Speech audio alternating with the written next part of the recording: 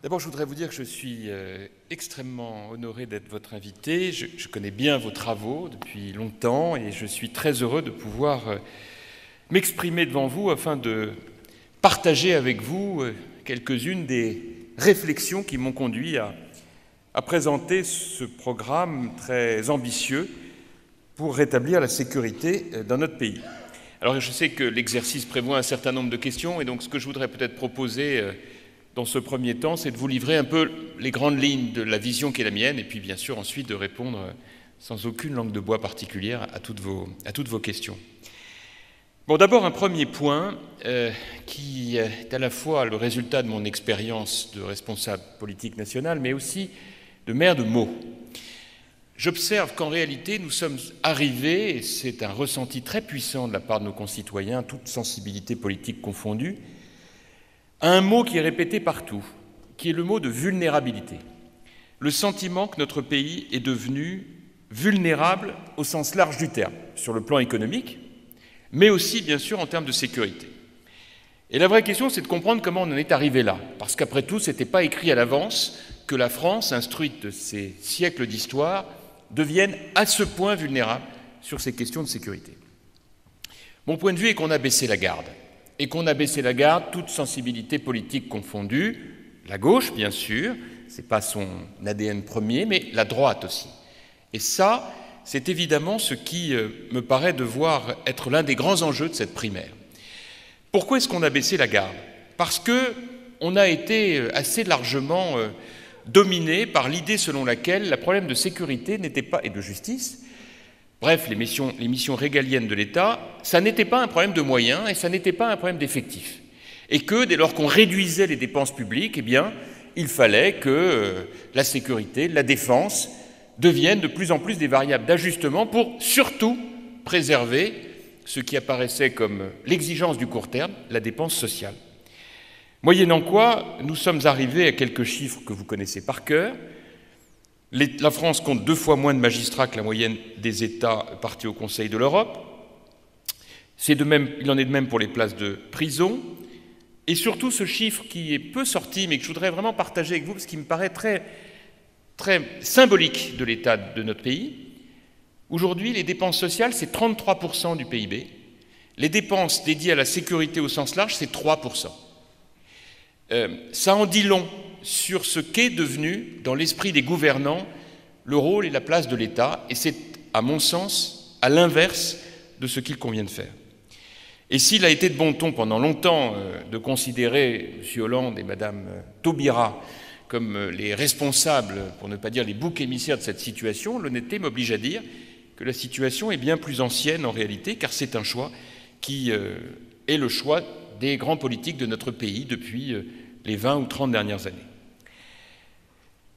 Sur le quinquennat précédent, et c'est d'ailleurs toute la difficulté et toute l'ambiguïté que nous avons pu observer, y compris dans le débat de la semaine dernière à la télévision, sur le quinquennat précédent, le choix a été fait de réduire de près de 13 000 le nombre de policiers et de gendarmes.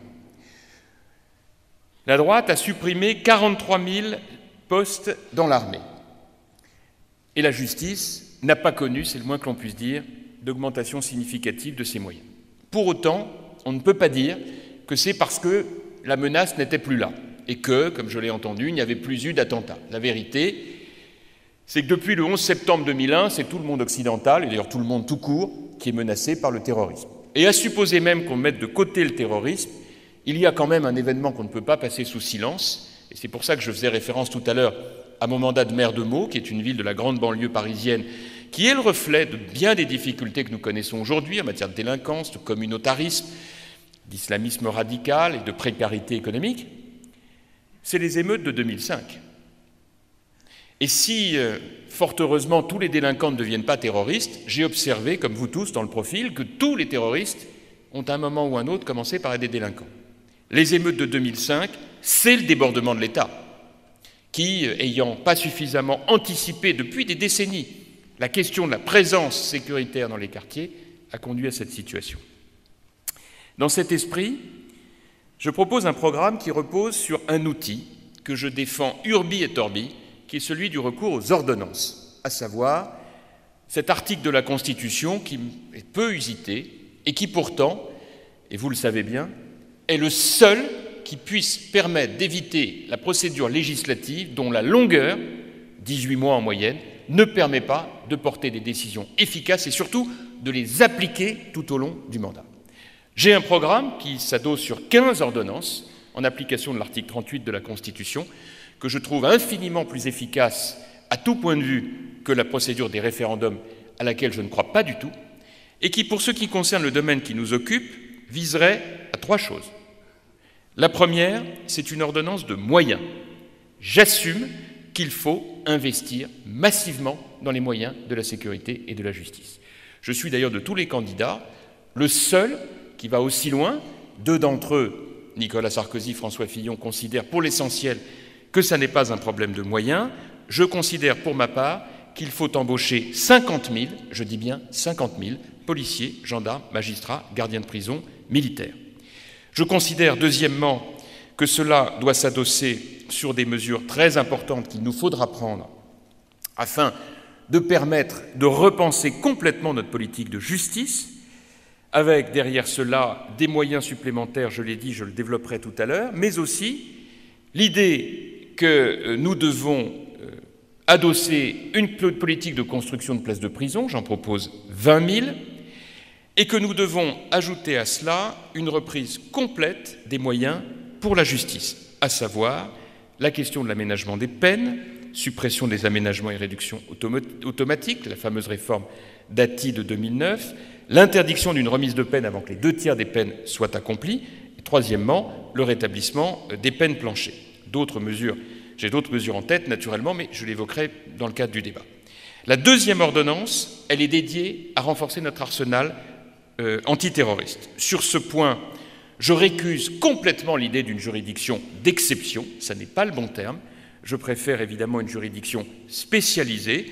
Je considère que nous devons sur ce point avoir une juridiction qui, depuis le parquet national antiterroriste jusqu'au juge des libertés, soit exclusivement dédiée à la lutte contre le terrorisme, des marques très vidiques à tous les échelons, formés pour cela, et puis un certain nombre de mesures opérationnelles telles que la rétention préalable sous le contrôle du juge judiciaire de 150 jours, et là aussi sous le contrôle du juge judiciaire, un parquet national et toute une chaîne spécialisée, et puis enfin ma troisième ordonnance, et je terminerai par là avant de répondre à vos questions, elle est concernant le renforcement de notre outil de défense, car pour moi c'est bien un tout, et là aussi dans ce domaine, si vous avez des questions bien sûr, j'y répondrai volontiers, mais là aussi mon objectif est de réinvestir dans le domaine militaire, à la fois sur l'activité de renseignement, mais aussi sur nos forces opérationnelles et nos moyens, pour une raison très simple, c'est que désormais, la menace est globale et que l'on ne peut plus découper les différentes missions.